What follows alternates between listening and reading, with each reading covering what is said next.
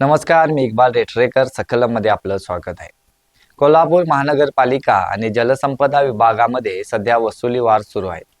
त्याची चर्चा कोल्हापुरात सुरू असून पाण्याच्या थकबाकीवरून जलसंपदा विभागानं महापालिकेचे शिंगणापूर आणि बालिंगा उपसा केंद्र सील केले. मात्र याला प्रत्युत्तरादाखल कोल्हापूर महानगरपालिकेनं जलसंपदा विभागाचे कार्यालय सील केले आहे. विषय आहे मार्च एंडिंगचा आणि त्यातच थकबाकी वसुलीचं आव्हान. कारण मार्च महिना संपण्यास आता काही दिवसच बाकी राहिले आहेत.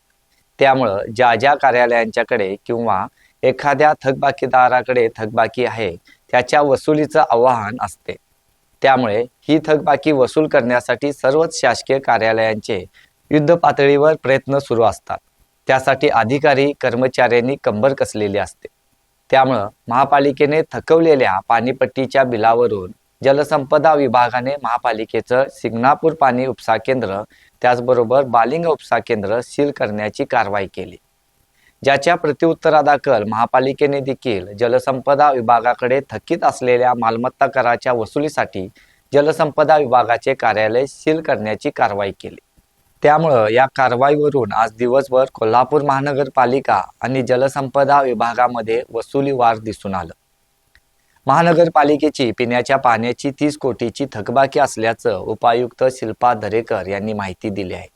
तर जलसंपदा विभागाचा 7 कोटी रुपयांचा मालमत्ता कर थकीत आहे. या थकबाकीवरून आज प्रथम जलसंपदा विभागाने महानगरपालिकेचे शिंगणापूर आणि बालिंगा पाणी उपसा केंद्र सील केले. यानंतर आम्हाला पण कायदा माहीत आहे म्हणत महापालिकेने देखील जलसंपदा विभागाचे कार्यालय थकबाकीपोटी सील केले. शिंगणापूर आणि बालिंगा पाणी उपसा केंद्र सील केल्यामुळं शहराचा पाणी उपसा त्याचबरोबर वितरण पूर्णपणे बंद राहिले.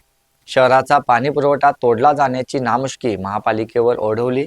जलसंपदा विभागाची थकबाकी दिसत असली तरी अनेक वर्षापासून बिल आकारणीबाबतचे मुद्दे वादग्रस्त ठरले आहेत.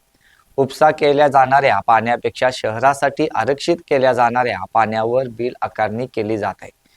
शहराचा पाणी पुरवठा तोडला जाण्याची नामुष्की महापालिकेवर ओढवली. जलसंपदा विभागाची थकबाकी दिसत असली तरी अनेक वर्षापासून बिल आकारणीबाबतचे मुद्दे वादग्रस्त ठरले आहेत. उपसा केल्या जाणाऱ्या पाण्यापेक्षा शहरासाठी आरक्षित केल्या जाणाऱ्या पाण्यावर बिल आकारणी केली जात आहे. धरणातील पाण्याचा व बंधाऱ्यातील पाण्याचा दर वेगळा लावला जाण्याची आवश्यकता आहे.